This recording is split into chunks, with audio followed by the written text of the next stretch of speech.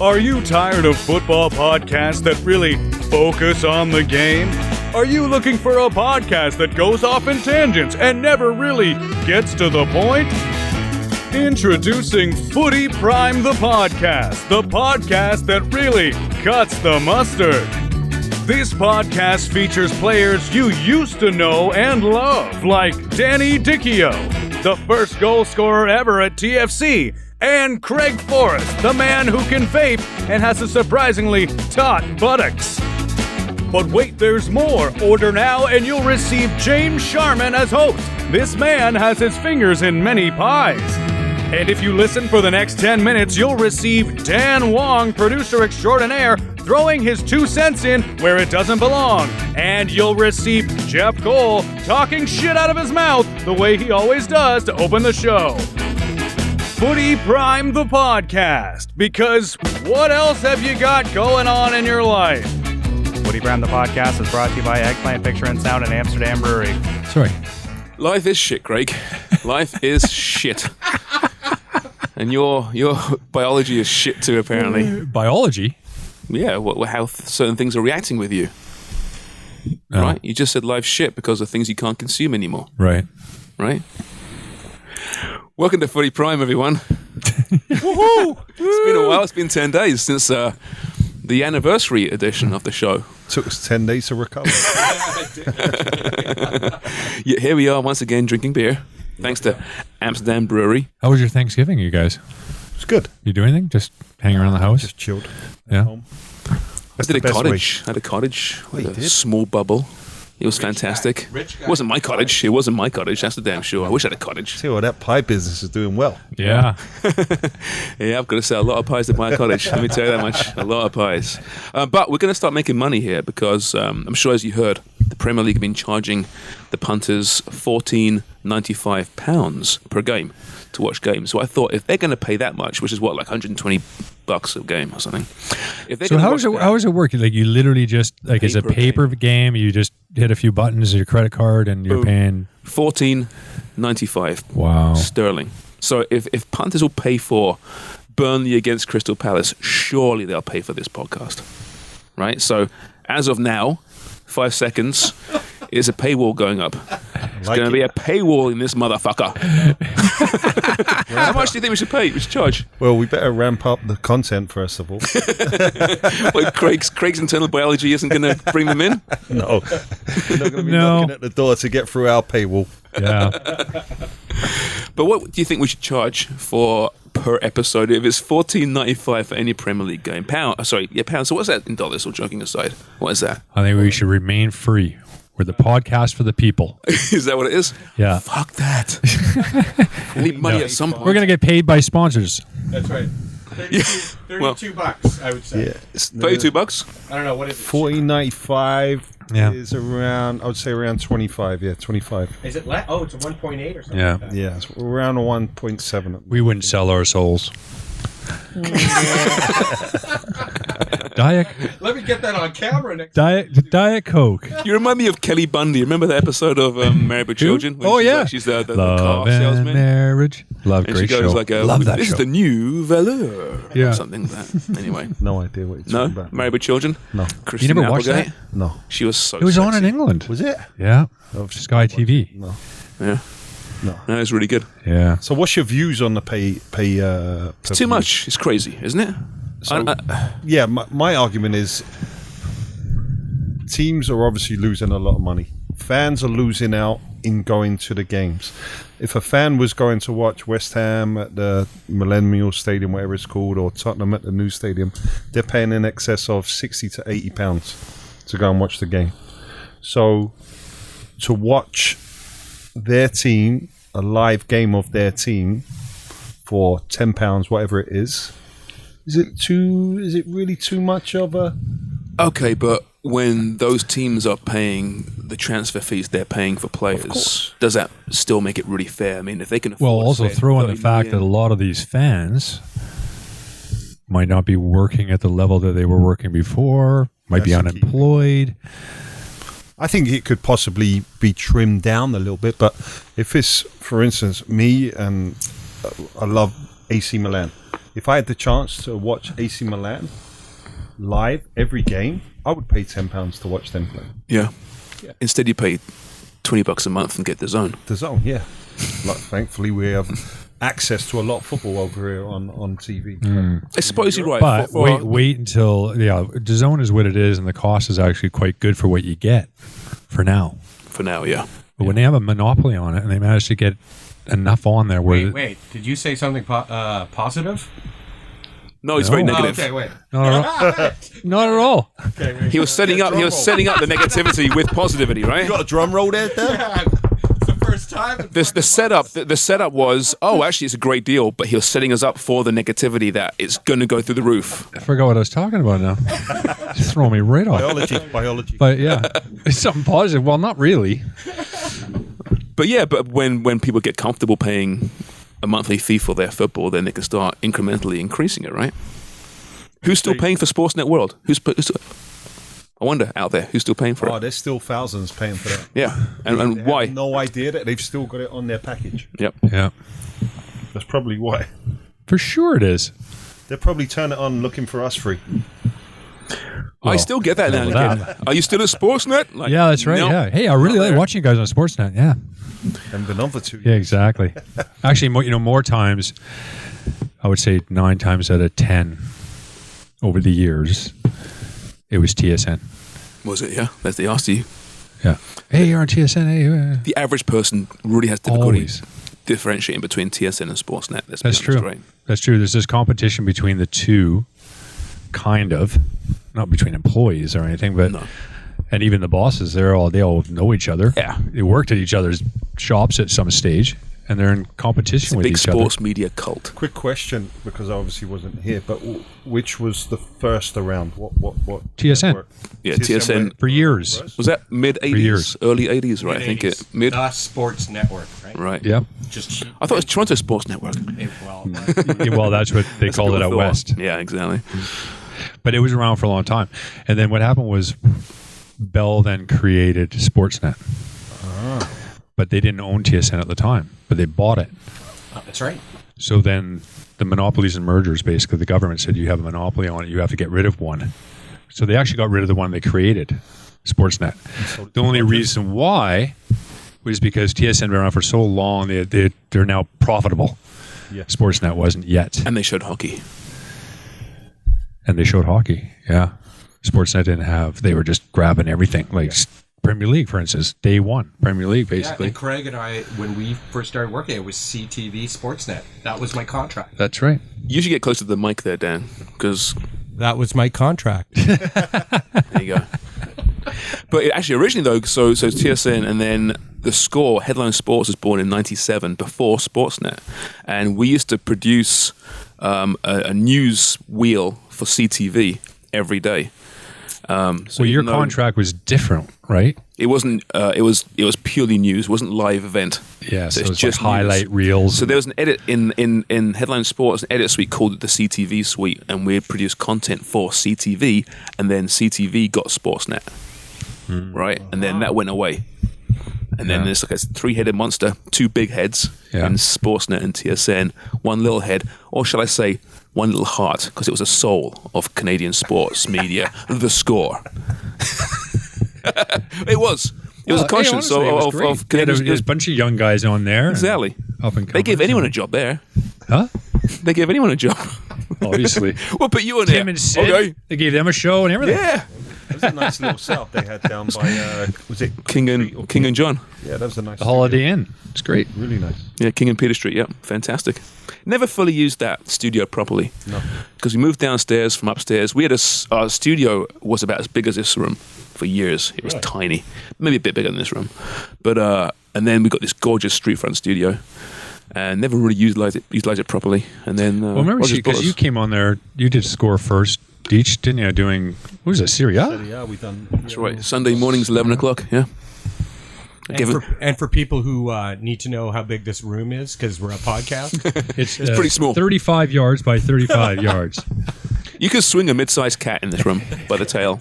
It's a good 12 by 15. Thank you. Oh, yeah. Social distance. Oh, yeah. Yeah, What shape is this room? It's not square. What shape is this room?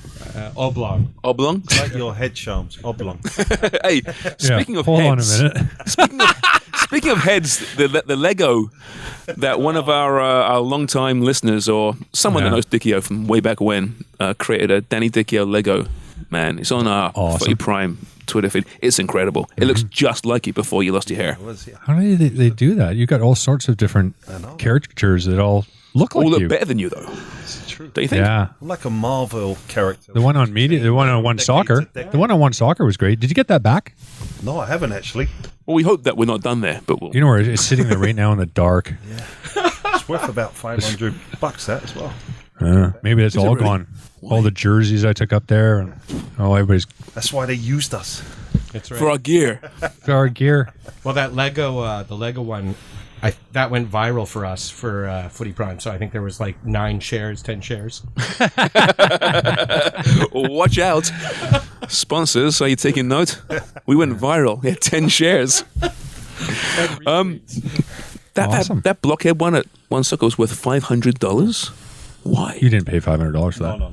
He was giving it, but they're like personalized collectibles.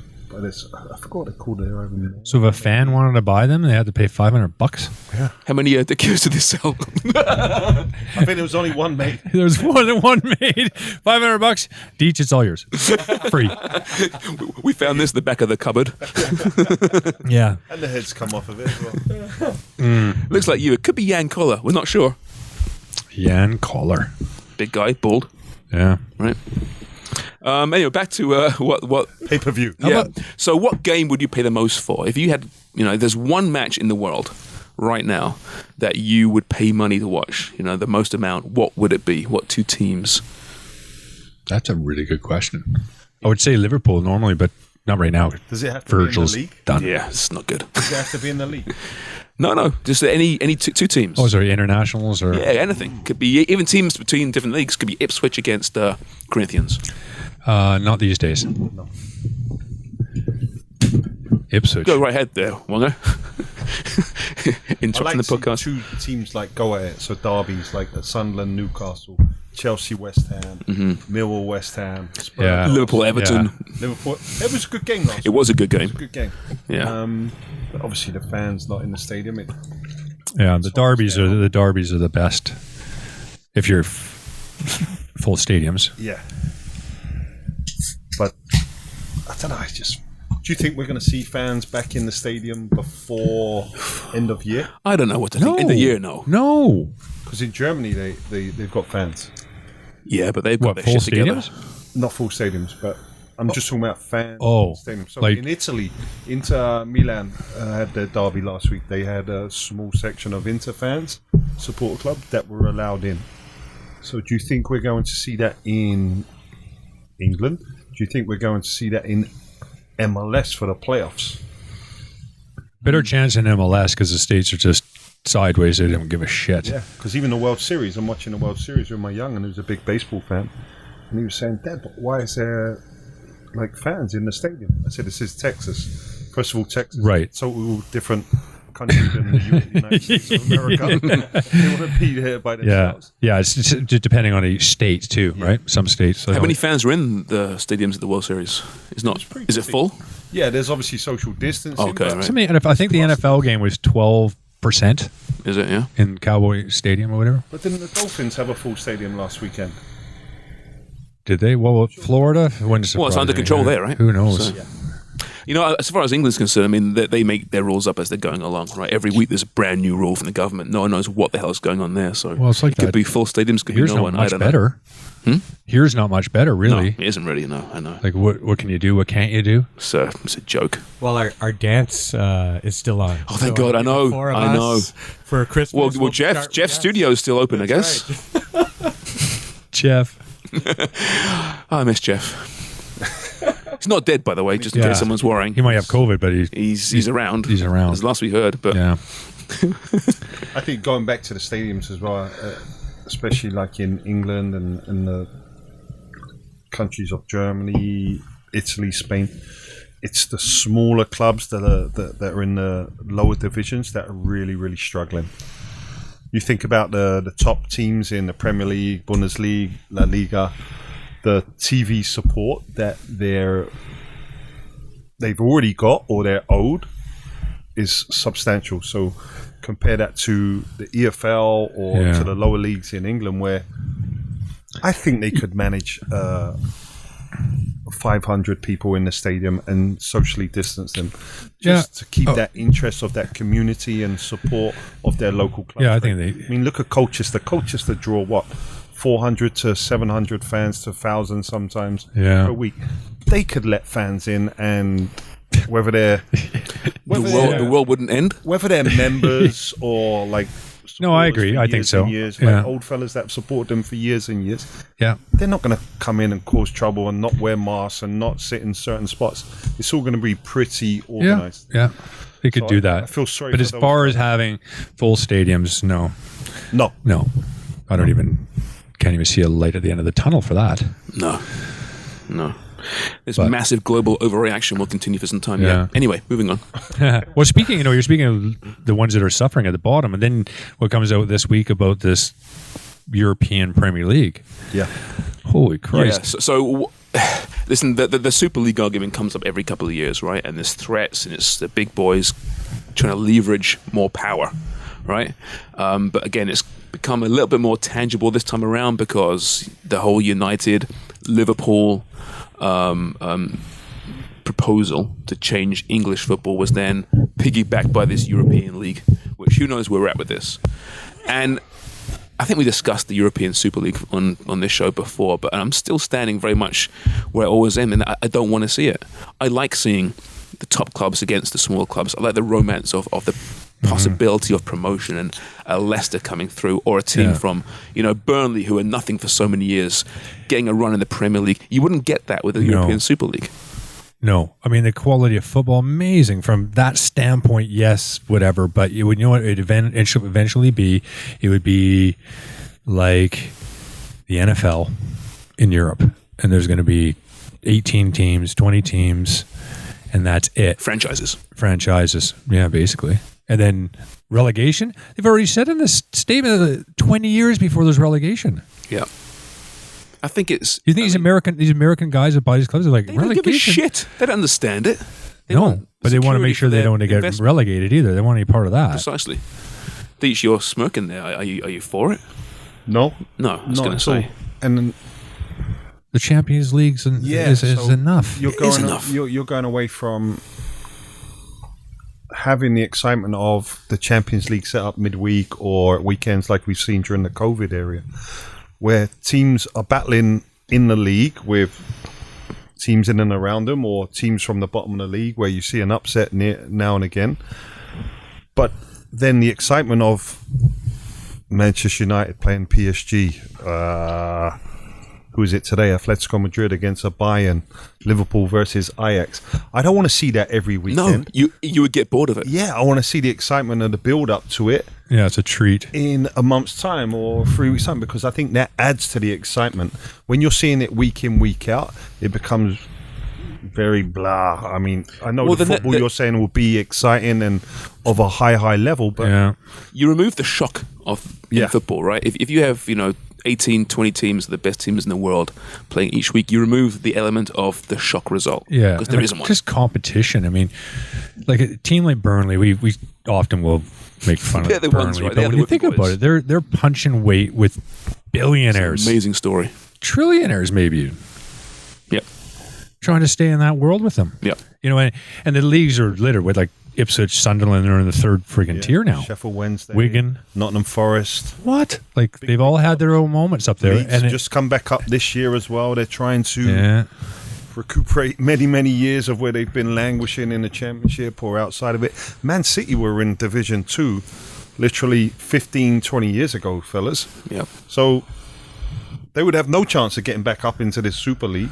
Yep. No. So I think it's just something that's been put forward by these executives and these owners that want some more razzmatazz. They're getting a little bit bored with their toys at the moment, and they want to see some more excitement. Yeah. But they can really fuck off, in my opinion. You know what? Seriously. But beneath even that, what concerns me is how FIFA are really apparently behind this European Premier League idea, right? They want to disempower UEFA, right? And UEFA, trust me, I've got no time for UEFA. I mean, they're evil as well. They're all fucking evil, these people. But FIFA pushing this, I mean, that's a concern, isn't it? Yeah. Right, on the global standpoint. What's wrong with Be Europe interesting to get governing their own backyard? Victor Montagliani's take on it. Well, by the time this thing happens, he might well be president of FIFA. So Yeah, maybe he's going. So he's all after it. for it.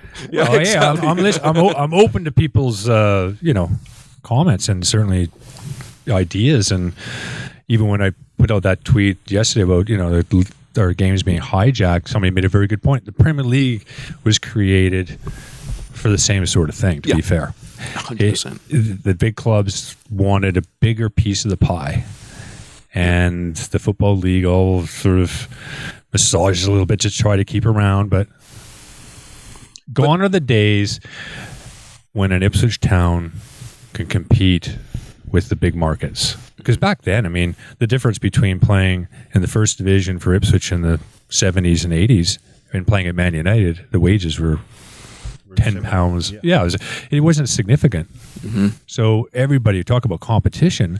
Small markets like Ipswich, 100,000, 130,000 town could compete if you had a good system to develop players. They still have a pretty good system, but now is the days where, like the kid at Arsenal from Canada, Guelph here, they sold him to Arsenal for $500,000 before, like when he was 16 or something. So they don't even get to the first team before they're snapped up because they need the money. Yeah, they are just farms. It's Yeah. It's kind of sad as it is, and that's been created over the years, slowly but surely. Do you think this, say, European Super League, but a Super League, why couldn't it be expanded to include American teams, US teams? If it's just about money, right? You have a team in Barcelona, don't think for a second Manchester, a couple in London, New York, Chicago. Where does this end? Liverpool, man, you're owned by Americans. Do you think you don't think they've had that little discussion? For sure. There's no reason with you playing once a week, right? There's no reason why you can't do it. The Wolfpack proved you can do it. Right. Or they make up a thing where they go 3 of the games during the season will be played, in Tokyo and New York. Precisely. It's going to happen. I think, honestly, we're being a dead horse here because I think it's going to happen at some point. It may not be this current proposal, but it's going to happen because money always wins out, doesn't it? But they've been saying, for instance, Glasgow Rangers and Celtic will be joining the Premier League for years and years now.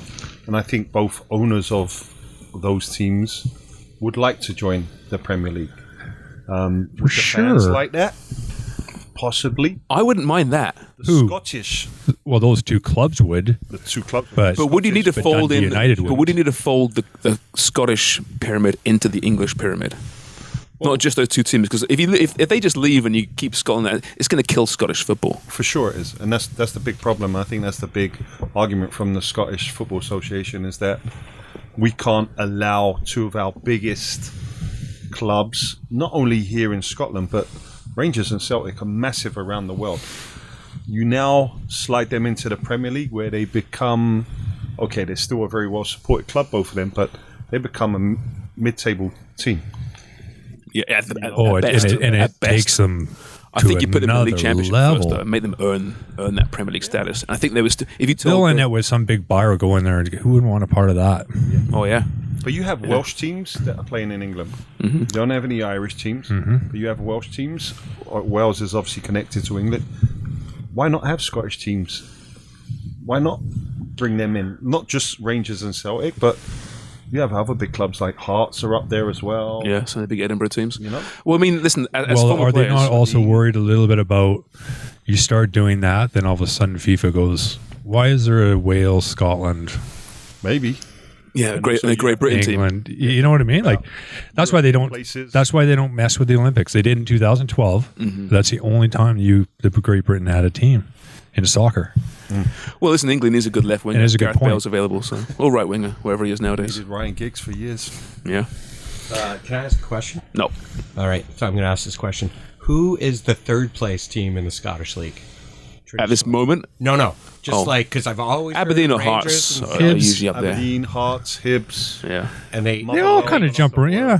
that third place is always zipped, like it's a new, like third, Yeah. 3 to 6 is always the same teams too.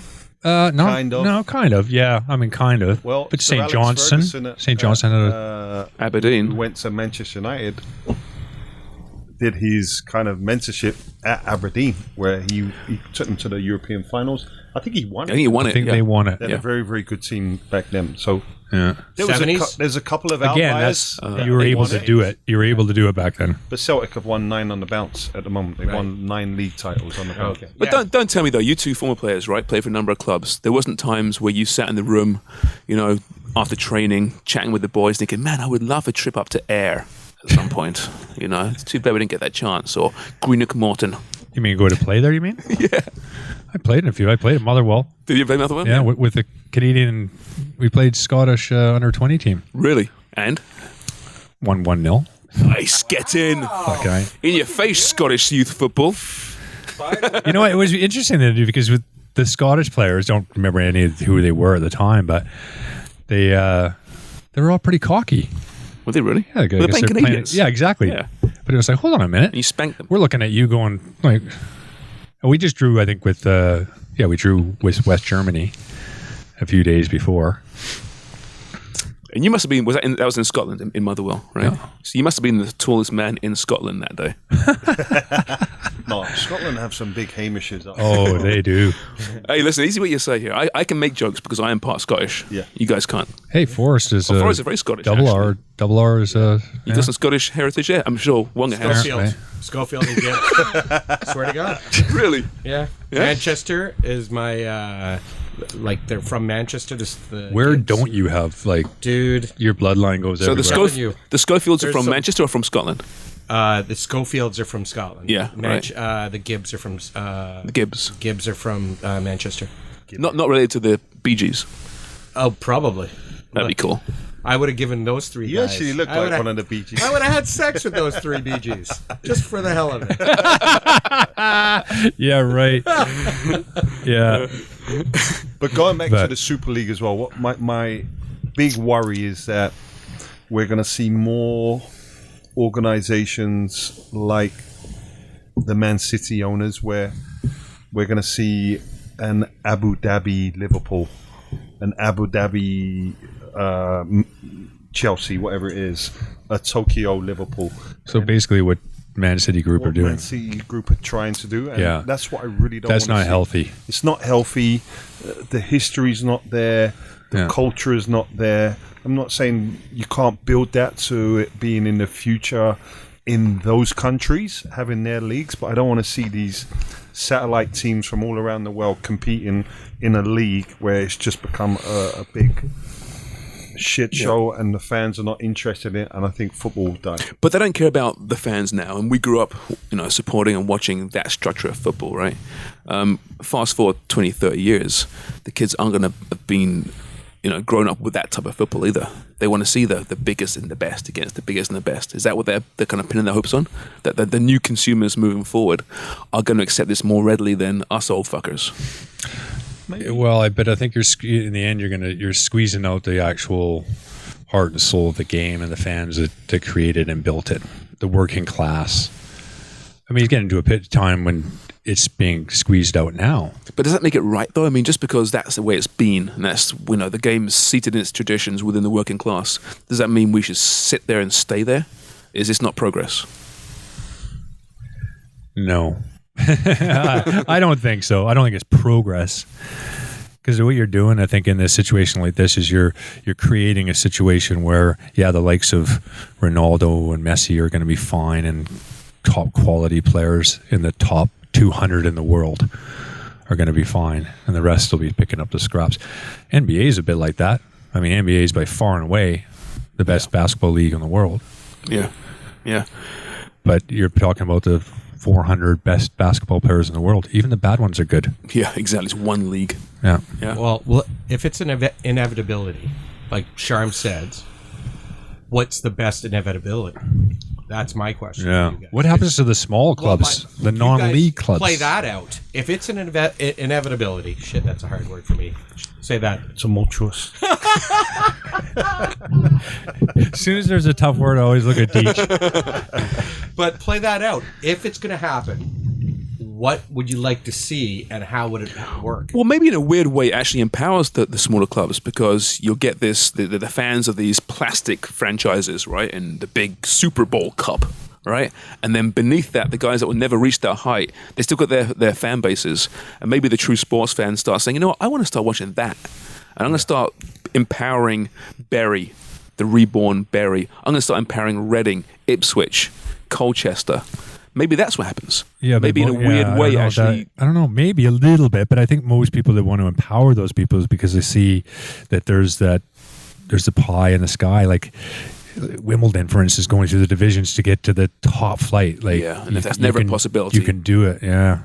I mean, it becomes more harder now because if you haven't got money even in the championship, yeah, that's still a rich league. They're paying. Clubs are losing money to try to get in the Premier League. I think it will drive more fans to the championship and maybe to the smaller teams. Because as you said, the real blue-collar fan who wants to support his local community club will not be interested in the razzmatazz. They don't want to be paying $20 for a pint. They don't want to be going through the turnstiles in this lavish new stadium, looking at the floodlights and the decor. They want to actually, to be fair, I mean, Toronto SC tickets aren't exactly cheap anymore. They started off out of the gates. You could buy a box for $10,000. Yeah, you're right. You know, it's crept up. Yeah. Football. How much is the ticket now? I don't know. What is this? What is an average season ticket? You can buy. I don't know about season tickets, but you can buy a game day ticket from anywhere from $25 to like $80 to $100. Oh, okay. Mm-hmm. And there's various places you can sit as well. It's still not bad, but if you got a family of 4, you're still going well and parking and eating and holy shit. Now it's $500. Yep. It adds up really quite easily, actually. We'll go to the Toronto Rock game. Okay. What you do is you sneak pies in, you sneak Amsterdams in, and you get Deech to, at the end of the game, to DJ. ask people. Yeah, and get the people to open the bar. Yeah. Well, maybe this whole, COVID is showing people that they don't need to go to games anymore. They can just watch them on TV. We could have these empty stadiums. There is the generation now, when you look at social media, everybody's on their frickin' phones all the time. Even in the stands, you see it, right? It yeah. Did you see that Social Dilemma yet? Not yet, but it's on the list. Is it really sobering? Yeah, it is. I mean, you understand, you get most of it, because you obviously understand social media, but to the point where everything is worked to the human brain to keep you on there for as long as you possibly can, and they know what you like because they even see what you pause. And so on Twitter, you pause, you look at stuff. So they're going to constantly, when you're refreshing, they're going to keep feeding you stuff that interests you. Yeah. And the computers figure it out. They're customizing your life. Basically, YouTube's the same. Like one guy, was talking about on the podcast about just putting in puppies top of YouTube. Well, all you're going to get is puppy shit coming up every time you go on YouTube, right? Mm-hmm. So it feeds you whatever you want. And it's clever, but it's also very scary. Yeah, of course it is. Because So these kids now, and I find myself sometimes too, not actually like an ADD. Like I used to sit there, I could watch a football game, and now it's like, no, I can just check out the highlights. Oh, by the way, there was a goal a minute ago. I'll see that. Yeah, why would I waste 2 hours when I can just... So that's the key thing. You're speaking about in 20 years' time, where is our game going to be? Not only the game itself, but the outside of the game, the media, the whole package. And what Craig is saying there is exactly right. The younger generation, this is my kids included, they don't want to watch a whole game anymore. So you're speaking about putting these giants of Liverpool against the giants of Manchester United together. You're paying these players in both squads extreme amounts of money. But at the end of the day, the generation that we're starting to develop, these younger generation, even kids that I work with at TFC, I asked them about, did you watch the game yesterday? Did you see this part? They're like, no, we're going to watch the highlights later on. They're only interested in seeing the wham, bam, thank you, ma'am, on to the next thing. Yeah. And that's crucial to me in what's going to be delivered by the media sources and us in the media. Because everything's a soundbite anyway. Social media, it's clips, quick. They don't want foreplay To topic. dating. They want the orgasm. They just want. And I've got 2 minutes before I. Well, that's get never on. changed. No, sports porn. Sports porn. The new series out by Footy Prime. Sports porn. Well, it's a bit like, porn. You just fast forward to the end anyway, right? What?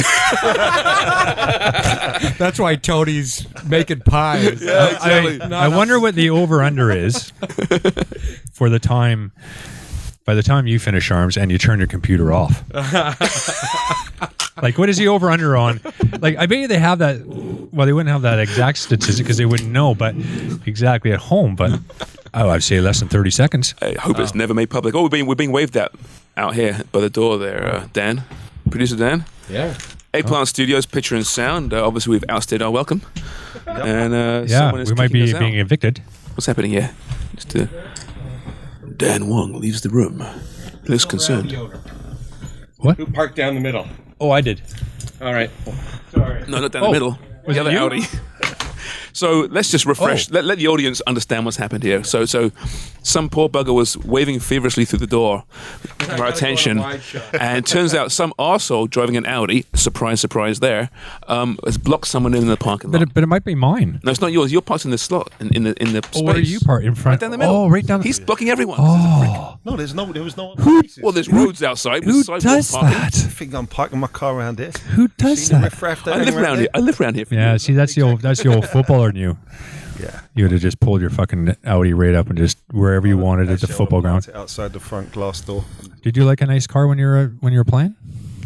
I wasn't extravagant. I liked a nice motor, but I wasn't flashy. No. You weren't a Lambo guy, but an Audi or a BMW, that kind of deal.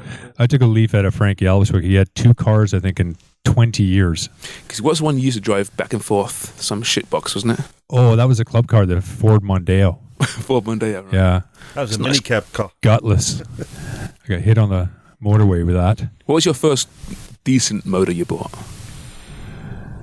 You know, it was a long time because I really couldn't give 2 craps about it. I had one of my cars I had for a long time was a beige Volkswagen 1.1 liter Golf? plain Polo? Golf. I think. You know, but no, it might have been a Polo. It was as basic as it got. But you might, but, Like no color, beige. And then somebody ran over that on the street.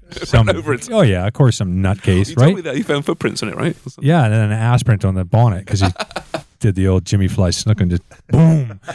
That's a lot of damage to a car. Holy shit! I can imagine, but not if it's a First nice one, I bought a Mercedes E-Class convertible. nice. I don't know why. Probably the missus made you do it. Biggest No. waste of money ever. What was your first like decent motor? First nice one. Basically was probably German. My second one, which was Ferrari Enzo. A Ferrari? Go to Ferrari? What do you mean you weren't Flash? Did not own a Ferrari. Winding you up. I wish that was true. No, it was a Golf GTI. I love my Golf Yeah. GTI. No, I mean, I've got a Golf now. I love Golfs. But what's Yeah. your first like proper motor? Frank had the basically. I'll tell you what Frank had when I first got there in '84. He had a Austin Marina Austin Marina. coupe. My granddad had an Austin Marina. Yeah, I can actually. I remember. smell it I now. remember That's Frank's so buddies weird. came over from Vancouver and we picked them up. They got the train.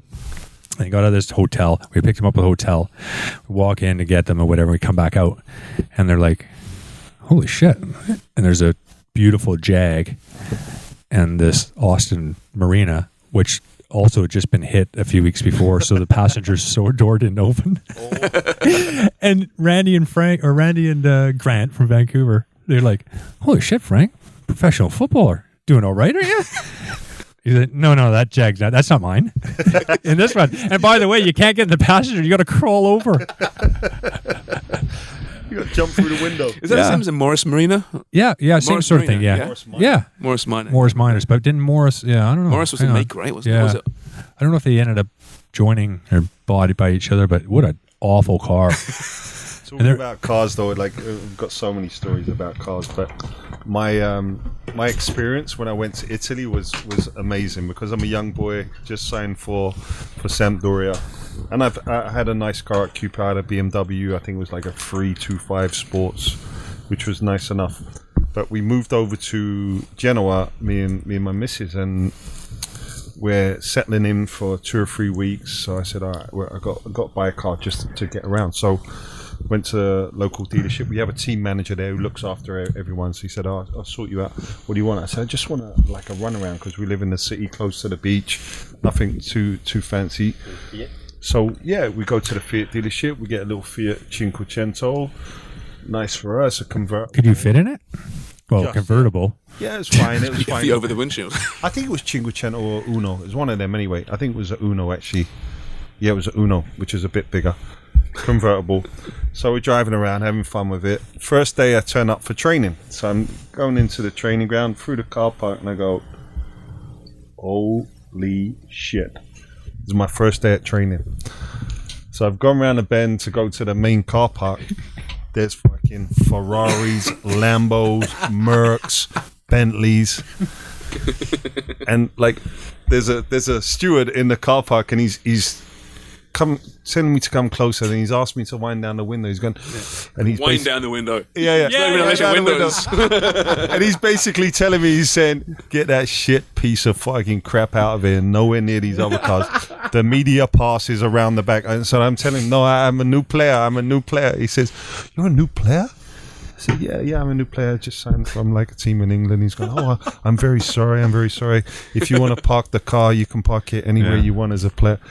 Got home that night, I said to the missus, we got to get rid of that fucking piece of shit. Went to the Mercedes garage the next day and picked up a CLK, and I said, okay, I feel a little bit more smoother. Yeah. There was like, that's a crazy thing, though. I mean, it was a big thing, cars, and it was like, what the fuck? Like, seriously. Were you judged by the car you drove? More by fans because they expect it. But now the opposite. They expect you to be driving a nice car. N'Golo Kante or someone was driving a Mini. Someone like that, and he's kind of known for it, kind of cool, you know. Lars Hirschfeld used to drive a old beat up Bug. But Lars was a Canadian international, so no wonder. Well, yeah, I mean, he was playing at Luton and no, he was at Tottenham for a while. But I think you almost gain credibility at this point when you get a shit car. Yeah. Don't you think? Yeah. Because everyone's got a freaking Beamer or Merc, right? Now you pull up in your freaking Morris Mine, they're like, boy, he's got some credibility, right? It's true. There's plenty of people with the pat though. When I had my beige VW, that were like, beige is a terrible color. It seriously was. My granddad had a beige car. It's fucking horrible. Yeah, it was. So going back to the Sampdoria team, so Veron was in the team at the time. One Veron, amazing player. Wow. He had exactly the same Ferrari in navy blue and in silver, exactly the same. Both of them, and he'd drive them alternate days. Then he had a Volvo station wagon, which was specifically for his 2 Great Dane dogs that he would just use to take to the beach to give them for a run. So he had 3 cars. Wow. Single guy living by himself. 2 Ferraris, exactly the same. No difference in like sporting, like gears, whatever it was. Silver and blue, and a Volvo station wagon. Wasn't it Jermaine Pennant? I think he played at Sampdoria. He went. No, yeah. Where was he again? Remember. And he had a Porsche, I think it was, or a Ferrari, and he just left it there, in the parking lot. And then they called him like months later saying, "So Jermaine, like we found your car. What do you mean you found a car? Was it stolen? No, I just left it there. Yeah, it's a Porsche or a Ferrari or something. And he just left it there. A lot of guys did that as well. They leased cars, and when they left. We had foreign players galore that used to do that. My old club car that ended up, Dichio ended up driving it. Did he? Had a big dent in the back because I got hit on a M25 by a that was your Mondeo? Dutch driver. Yeah, spun me right around. I was like just doing donuts on the. What kind of car was it? Mondeo. Ford Mondeo. Is it that an expensive European Ford or something? Oh Christ, no. Oh, it's like a Cavalier. It's not a bigger Cavalier, isn't it? Cab car. Yeah, and this guy, I could see him because as it worked out, and knew he was Dutch because after we stopped on the side of the road after he nearly killed me, he's on the other side of the road, right? And he didn't see me, obviously. Started changing lanes, and I halfway past him, I could see him in the corner of my eye. Hit the gas, this is when you need a little poke on your car, which helps, right? Hit it, and it was like delay, like a hair dryer. Too late. Clips my backhand, hits me hard enough to put a big dent in it, just spinning me around. I was going to the Swallow where all West meet West Ham. Anyway, so Dichio ends up with it. And when he left, he was all pissed off this one time. He drove it to Heathrow, parked in front of Terminal 3, got out, and flew to Italy. Just left it there. Yeah, so the club's going to, hey, we've Jesus. Yeah, exactly. And we've tracked this car, and it's West Ham. It's your car. Well, wow. It's sitting, where is it? It's sitting in front of Heathrow Terminal 3. What's the obligation with a club car? I mean, do you have to drive it? I mean, are you just encouraged to drive it? Because every big club has a club car for everyone, right? We had some good sponsors. Club cars. Not everybody had a club car. Oh, no? No. Yeah, not every club, but they didn't make I didn't always have a club car. It was just good because me and Richard Hall were living in Ipswich, so it was 66 miles of training. Yeah. Just put it on the club car, right? Yeah, I guess so. And would they pay for gas too? No. You were in charge of gas and insurance. Yeah. What's the shittiest club car you heard of? What car was it when all the players went off? Yeah, that was probably it. The Mondeo. The Canyon in a Ford Mondeo, right? I mean, okay, I can see you in a Ford Mondeo. With respect, Pala the Canyon. Suave, Italian, like in a suit. Oh, yeah. With a tight dense pants. candy apple red. This fucking car. But you know Candy what? apple Cars are like the laugh of all training grounds and clubs as well. And like there's certain clubs I know that at Christmas time, if you're voted the worst player by the group, I think it was Man U or Liverpool, you had to drive the Only Fools and Horses car. No, the Reliant Robin. The Reliant Robin. Nice, They three-wheeler. actually bought it. That.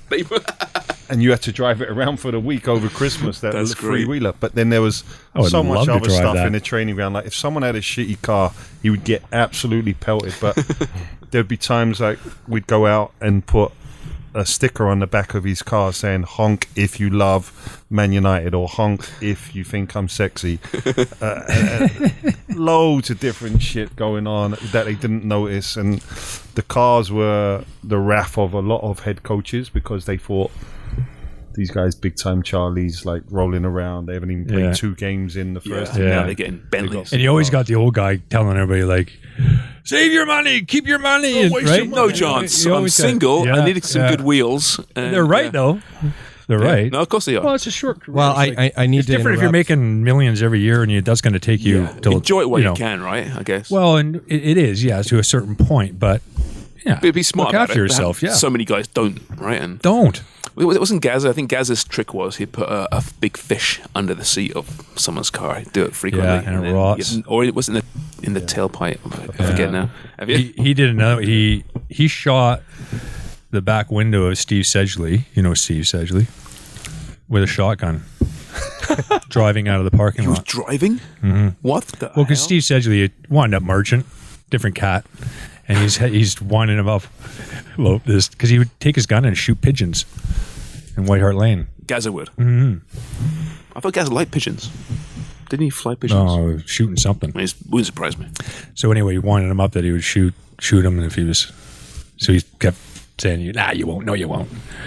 Sedgley said he was actually driving out and he was like laying down on the front because he thought he might, and all of a sudden, boom! Black window. Wow. So, you know how I had to go move that car for Craig? Was it my car? Yeah, it was your car that you parked right down the middle. No, that was Danny's. My car. That was your car. Yes. Danny, there was a spot right there on the right. Well, that's what I said. I go, maybe it's mine. He goes, no, it's parked right down. I went, because I thought it was parked in the middle. My bad. I didn't see that In spot. fairness, this is very drunk right now. Yeah. So. Yeah. I didn't see that spot. Yeah. And then I needed to comment, Dutch drivers are the worst drivers. That's from an Asian guy. So, From an Asian guy. He's been waiting about 10 minutes for that line. Yeah. Right? The crazy thing is I got all the information, I handed did know over to some the more club, story. and the club didn't give a shit, and they never had it fixed. Yeah, of course they would. They Never probably got give it it to the fixed. next guy they signed. Yeah. Remember, Richard Hall was driving one day, and we were going to be late for training. It's one thing if you left away, but it was like you have to make sure you can't be late for training. And 66 miles is a long way to go. Jeez. Yeah, I would have never done it again. In fact, if I was a manager of a club, I'd be like, you have to live within a half an hour. Because it was... I used to drive from London to Birmingham in the morning. Oh, yeah, I know. I don't understand that because training and getting out of car after being in a car, driving and intense and do whatever, and then getting in, just I felt I couldn't get the trip out of my It was just too much driving. As you get, It gave you cancer too, didn't older, it? for sure. Well, I put my cell phone between my legs for all those years. You wonder, too. right? Yeah, You do wonder. 5 years between my legs. And those old bricks are for cell phones. Yeah, Yeah. you never know. Jesus. That's a Never know. sobering. I wouldn't recommend putting your cell phone by your balls, even if it didn't have an effect on it. But can't be good. Well, you have Radio people waves. calling you the It's not whole time. increasing the old flow, that's for sure. No. Right? It's not helping it. No, can't. Well, if the podcast had a company car, what would it be? A car? Yeah. If we had a pod car, A pod car? what kind of car would we have? Oh, I'd be one of those little Shitty ones, secondhand. rental ones you can. Be like one of those smart cars that Yeah, all the smart cars. 5 of us could get in. We look like clowns. Get around drunk. Yeah, How many more of those guys? one I can afford. Big 40 Prime sign on the Yeah, on the side, on yeah. the side. Be electric, I think, because we're, Yeah, we're forward thinking. Yeah, thinking Prius. people. One of those Priuses. Nah, get a Tesla. Oh, jeez. they were pretty good. Those Prius, those are the cabs in Vancouver. Yeah, all of them, right? Yeah, and I always ask them, how do you like them? And they said they're magnificent things. Don't you think that our next, my next car will be electric? I'm sure of it. I'm still about 3 years away, but I bet you it'll be electric. I just don't want to support that. I like the Tesla, whatever, but I don't like that guy. Elon Musk, you better support him because he's going to take over the world. And if you don't like him, he will Oh, kill yeah. you. Everybody's going to be making $10 an hour. There'll be those Neuralinks in your head, Yeah. and they know what you're Yeah. thinking. With your pet pig. The bionic pig that he put a... Oh, Yeah. really? Was Oh, it a yeah. pig? Oh, yeah. Was it? Was it Yeah. a pig? Neuralink. So now we know what the pig's thinking. Well, you can tell the pig to do shit, so... Can you? Yeah. That's kind of cool. Fuck that tree, pig. Really? Goes and fucks a tree. I want to put a Neuralink on Wonger. Hey, Wonger, Cook some pies. go fuck that door. Fuck a door. Move my car. Yeah.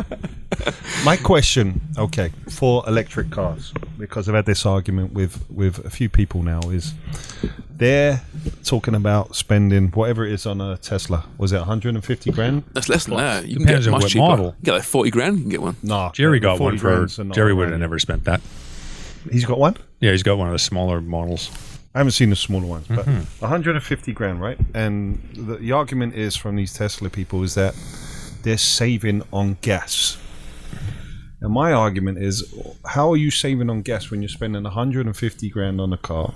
You're plugging it into your electricity power circuit overnight. Beautiful car, don't get me wrong. But if you do the calculations of what you're saving per month on gas, you would have to have that car for at least 30 years before. Yeah, but you're talking about the expensive one. So like Jerry's, for instance, at 30, 40 grand. 37,990 American. So The Tesla? the new one, the Base Tesla Model 3 is Yeah. the That's not out cheapest yet, is Tesla. it? But Yeah. there's- No, you can't get 2020. cheap ones. So you can't get cheap Yeah. Teslas. You can get, but Yeah. Just came you can out, get 38 grand You American. spend So- more and more and more. And Yeah. they're really fun 50. cars. Yeah. That's not bad. No, so Jerry's, yeah, absolutely big savings on fuel, blah, blah, blah. But I think the big question about these cars are the batteries. Where do they end up? Yes, Yeah. that was the... Yeah, batteries a big And issue. how long do they last, those batteries? Well, that's a long time, but they're big and Also and the they're- plastics within the car and the paint, the lacquer, everything, right? It's all oil based still, so it's not perfect. no, But it's I think a step forward at least. It's not perfect, Yeah. but you're still better off from an environmental standpoint to get one of them than 100%. Audi. yeah, we Environmentally, can't be. I understand. Yeah, can't be pumping this shit into the atmosphere at the levels we are. So Just hey, listen, simple we're not stuff. there yet. I'm just saying. Okay, I think our pod car would be one of those scooters then. All 5 of us jump on one of those little scooters. There's lots of those around. I love those Has He things. killed himself in it at least 3 times. What's the legalities around those? Can you ride them on a road, on a sidewalk? What's the deal? In a bike lane? Like bikes. A little bit of both, but when we were in San Diego last year with the team, someone actually got killed on the pavement, coming off the pavement, and I think it was a bus transit went into them. Because in San Diego, they're like the bikes we have here. The Bixie, rentals. The The Bixies, rentals. yeah. So they're everywhere. They're left on corners. That's right. You basically just have to swipe Oh yeah, and jump in there. away you go. But they've had big problems with a lot of accidents there, and I think in a couple of other cities like San Fran, Seattle, LA, same thing. LA as well. Yeah. Everyone's driving around them because they're cost effective. You don't have to have a car, insurance. You don't have to pay for parking. You can leave it wherever you've dropped off. Right. There's Like a bumper plenty. car, though. It's just dangerous. They go pretty quick as well. Like Franco's one goes quick. Yeah. Well, the other thing is, I always thought, you go to gym class and you see the kid who's 14, 15, who can't catch a ball and, running into walls and tripping over his feet. Okay, I get the idea. Okay, Jesus. And then, You talking about Dunlop? and then Dunny comes up and he drives a car. I'm like, you're trusting that guy in a 4-ton machine or 2-ton machine? That's why I put them on a scooter first, right, and hopefully they die. Dude, I'm just saying. That's why when you're on the road, you got to be defensive because you got to be know that those guys are out there. Defensive driving, right way driving school. What claims more lives each year? Electric scooters or COVID? That's what the internet's for. let's COVID. see. You think so? What do you mean you think so? I know. Hold on. What do you think? There's That's 220,000 people dying on scooters Possibly. in the States? It was quite possible. Is it COVID or COVID-related deaths? Yeah, that's a good point, actually. Yeah. Yeah, got eaten by a shark, but he had COVID. Yeah, that's, yeah. COVID death. Yeah. Let's chalk that one up, shall we? Footy. Yeah. Conspiracy theory. Oh, man, I could go on a long time with that shit. Jesus Christ. They're going to... Hey, Sharms, I want your opinion on Virgil van Dijk. Yes. Oh, thanks, Craig. It's really bad news. Is it? Bad news for Liverpool. For how It long? is. How long is he out for? Well, I reckon he'll be back this year, but at the very end, because it's Virgil van Dijk, he's a machine. But it should have been a freaking retroactive punishment, shouldn't it? I know I'm a biased red, but that was so reckless by Jordan Pickford, was it not? Mm-hmm. You're a goalkeeper. Like, I'm not saying he did it on purpose, but that should have been something retroactive, surely. It's something. Well, yeah. Nasty. What's the injury? It's his knee. Is it COVID related? Yeah. It may be. And the answer High profile victim. The answer is 29. 29 deaths? People who've died on e-bikes or e-scooters. Okay, but how many people died of COVID who also were in hospital because of an injury sustained while riding a scooter? Conspiracy theory podcast. But going back to the Van Dijk thing, yes, it was a very bad challenge. More alarming was the referee did not know the rules about he had the possibility to go back, look at it, and send Pickford or give him a yellow card for his reckless challenge. He just kind of fobbed it off and went, we've played on, can't really go back to it and look at it, let's go on. Yeah. Which was Come on. alarming for me because now he's been suspended for a couple of games and he's the fourth official in the Man City game this weekend. So the referee gets suspended, the instigator gets nothing. Nothing, no. It's ridiculous. VAR's been a mess. No fans. Yeah. Virgil's hurt. The thing is, we don't discuss often the good parts of VAR when it does succeed, right? And we kind of talk Well, about I'm still a fan of it. I think Are you ready? it's just the way they're using it. Yeah. I know. Mane, I like the fact that it's always going to be there for that. You don't see the blatant flopping in the box now. No, as you much don't. As you do. You're right, You it's used less. to. I think that's. But okay, as an example, the Mane goal, it happens every week to different teams, right? But when the human eye can't tell the difference, the rule's the rule, right? I don't blame VAR for that. Off it's is the off. rule, right? But I mean, it's just absurd that wasn't given to the attacking player. We want goals in this game. Well, do we that's not? where we talked about the changing of the rule. If Yeah. you can't see daylight between them, Right. They're there on. you go. I know. That was astonishing to me because Any scoring part of your body that is, if it's level, it was shown in slow motion, then it was stopped, freeze framed. The line was actually drawn, and they couldn't separate anything.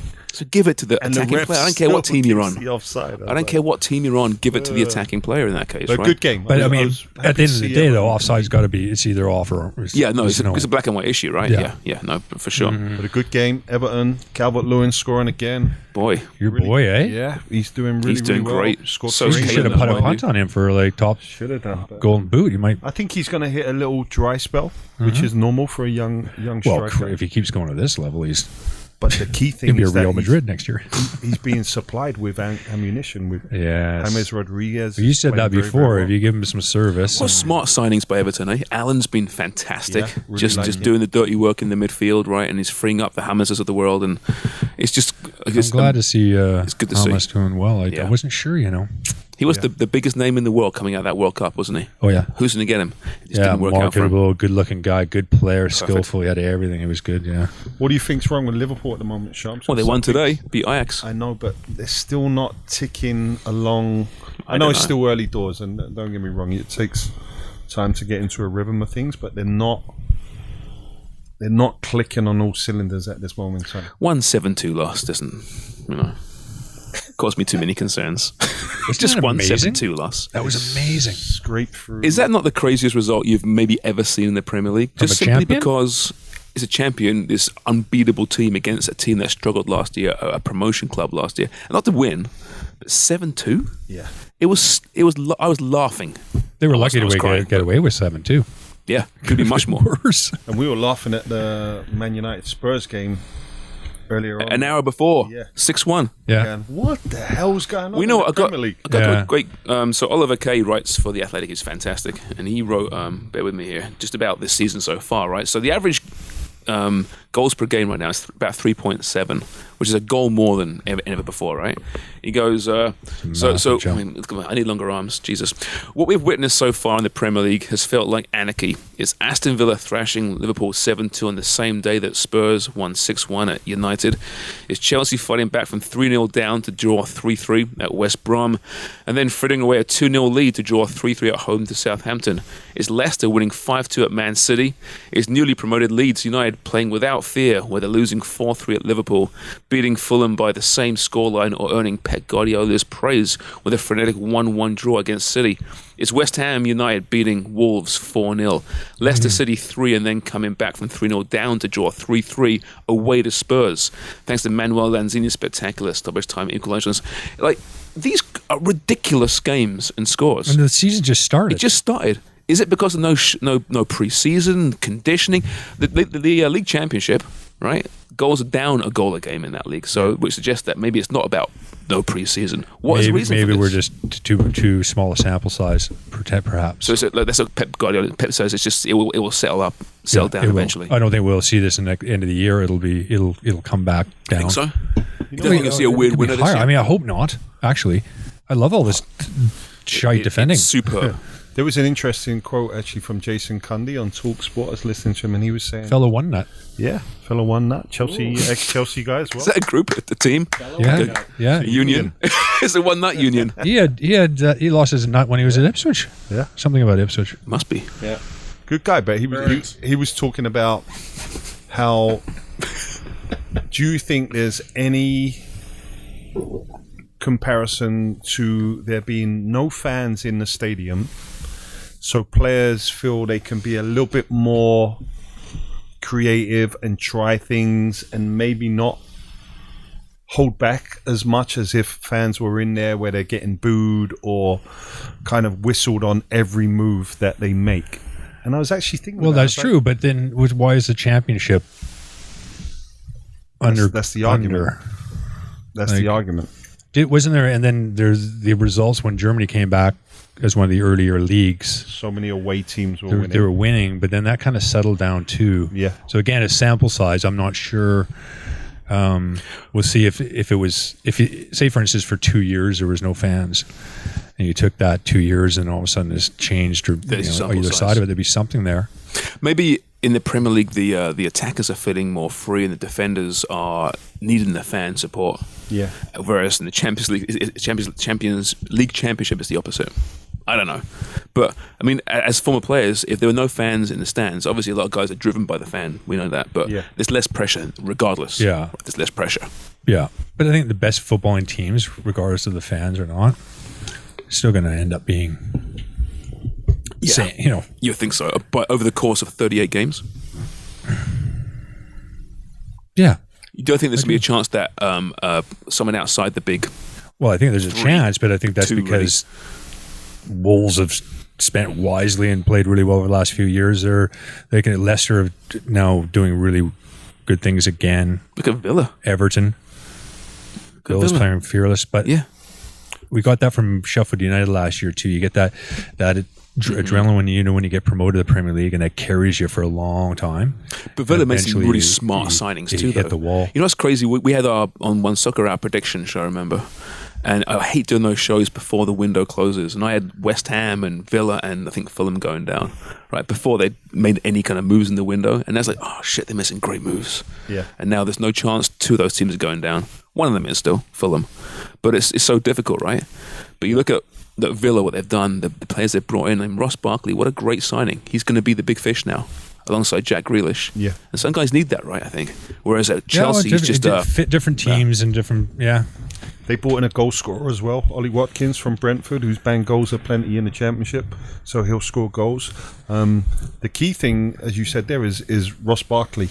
So having Jack Grealish in the team, who's a very talented young player, a lot of weight has been taken off his shoulders, not only to produce when he's on the ball, but a lot of defensive pressure has been taken off of Jack Grealish as well, because teams know that it's not just Jack Grealish that Villa are going to play through now.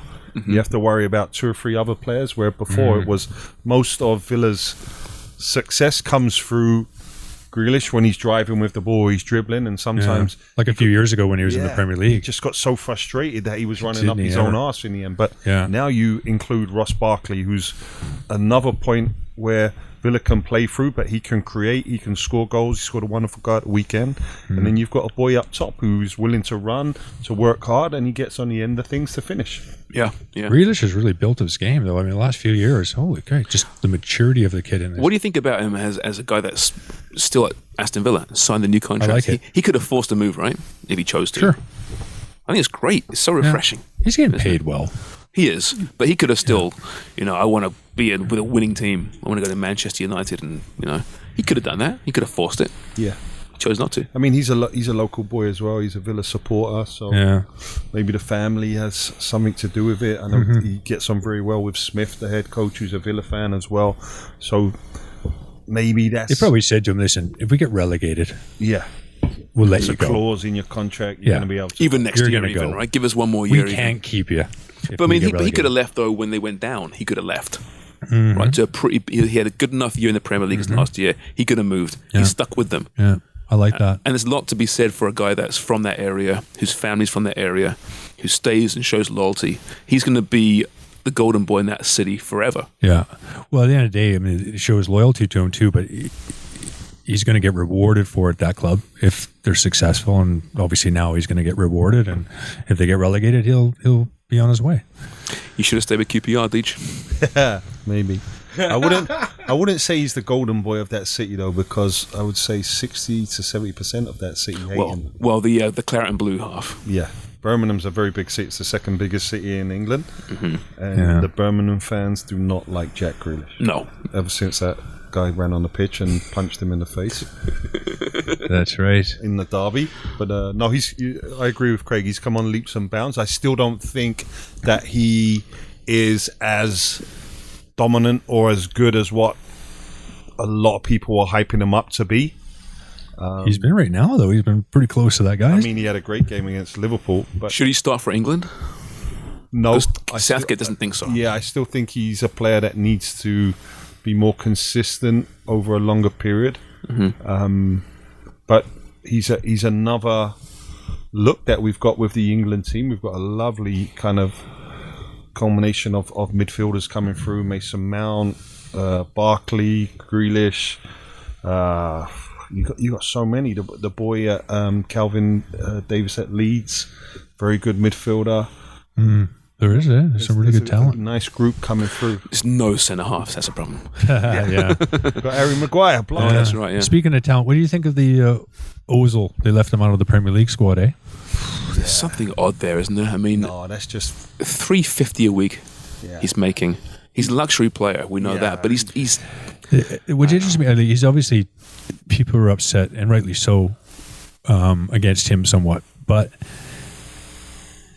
on the other side of it, it's like the moves that Arsenal have made, the owners have made, letting people go, firing Gunnosaurus, and then he actually installed him, didn't he? Ozil paying his wages, right? yeah. Which is nice, but it's a I don't know. You know what? Does he not? I don't does blame he, him. Does he want to play or not? I don't know. I But can't believe he doesn't. No, I I always thought he was going to be miscast in the Premier League anyway, because he's such a nuanced player, right? At Real Madrid, he was a luxury player, right? Yeah, at Real Madrid, he was suited incredible. Did the little things, little touches here, flicks here, right? And then he comes to the Prem, there's all action. It wasn't really designed for his type of football. And then he lost confidence or whatever it is. So I don't blame him at all. And he signed the contract. I mean, Christ, who would have said, no, I'm not going to sign that contract? Of course not. Yeah. Right? I don't Well, the blame thing is, him. everybody hammers him, and yet the owner's he's worth $5 billion. Yeah, his exactly. wife's worth $5 billion. She's the heir to Walmart. Like, I mean, and you fire a Gunnosaurus? Yeah. Yeah, I know. Craig's really touchy on Gunnosaurus. He is Gunnosaurus. Huh? But you know what I mean? I know. The bottom line He is must pay me 40,000 a year. the Gunnosauruses around the world are getting screwed. They are. Let's hope Extinct. They're going extinct. They're going extinct. Let's hope Carlton the Bear at the Maple Leafs never gets a tin tack, Craig. No, because they're white affluent fans, man. It's a different market. But going back to Ozil, I think Gunnosaurus. Who's breathing heavy into the mic? Who? Oh, well, I'll get to that at the end of the show. Oh. I figured it out. Well, why would you do that? It would let somebody breathe on the mic all show. And No. then, I think that's why he's got the thing now. No, actually, it's not. I'll get to this. Just finish your point. All right. We're over an hour right now. Good spot. Got it out, but We- go we- ahead, Daddy. Going back to Ozil, right? The writing was on the wall at Real Madrid when Jose Mourinho came in. He actually came out last week, and there was a couple of quotes saying that he could not stand the player, that he couldn't wait to get him out of Real Madrid. Luckily, Arsene Wenger is a big fan of Ozil, and he thought he could mould him into the player that Arsenal was striving for. And he had some really good games at Arsenal. Let's not forget At first, that. yeah, it is. But I think he really dug his grave when the chips were down with Emery last year, and there was so many bad performances from a lot of players. But when you're looking at someone like Ozil, who's on the most money, along with Aubameyang, you want those guys to step up to the plate and really, really take the team on their shoulders and deliver performances. And you just didn't see that with Ozil. He was sick. He was sick so often too. Remember? Yeah. He missed games from sickness. And I think it doesn't happen generally speaking. Arteta saw that from a distance. He was obviously coaching in the Premier League with Guardiola at Man City. They knew that. I don't know fully down if he's a bad apple. Yeah, but just the whole situation's a bad apple. Surrounding it.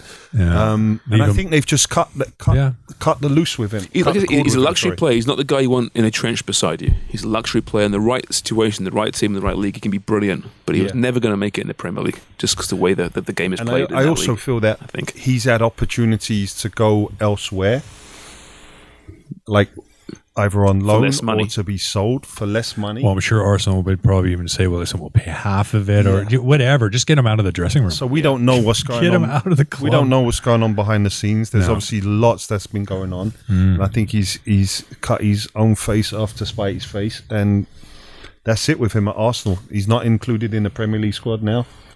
he does have very strange eyes. Lizard boy. As we get Marty Feldman here, Marky Feldman. Craig keeping the kids there relevant here. Yeah, that's right. Everybody, Marty Feldman. Look up Marty Feldman. He's a ledge. For the obscure 1916 to 1973 reference. Yeah. Craig Forrest, thank you, folks. All right, we're out of time, but listen, I will get to the heavy breathing now. First of all, I want to apologize because having Danny just died, so that's my apology. No, having listened back to our anniversary show, I had some really bad mic technique. I did.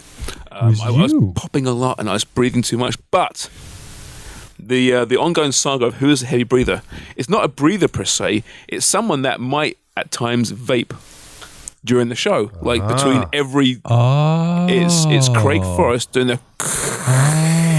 Oh. That's what it was. Well, why didn't you tell me? Well, I didn't realize until after I listened. I thought, what is that? That's an hour ago. How many of us listen to this show? What are you talking about? I was pressing pies one night and put on the 3-hour anniversary show. Oh, that was a good show. It was a good show. It was a good night. So it's Craig. And it's not from breathing, it's from vaping. Because he can't go more than 33 seconds without taking a draw. So I want an apology from Buffalo Mike. That's right. That's right. Yeah. Yeah, he I'll labeled it straight away. apologize for him. Sorry, Deech. Thanks, Gregor. All right, that's a long return show. Whoever's listening still, thank you. Buffalo Mike and me when I'm pressing pies in about a day. Are we live today? No, not live today. Going to be on video all day tomorrow.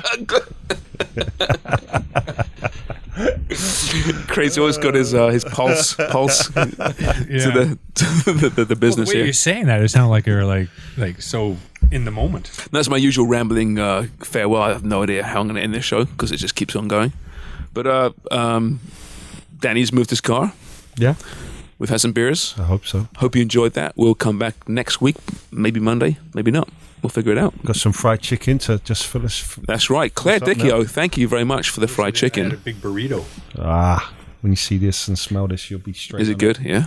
Because it was Danny's birthday. We didn't mention this, did we? Yeah. It was Danny's birthday. What, 2 days How old ago? are you know, buddy? No, thanks for that, guys. You Yeah. you celebrated with me at least a day late. Yeah. Sent me all your thanks and Who was it happy that spotted it first?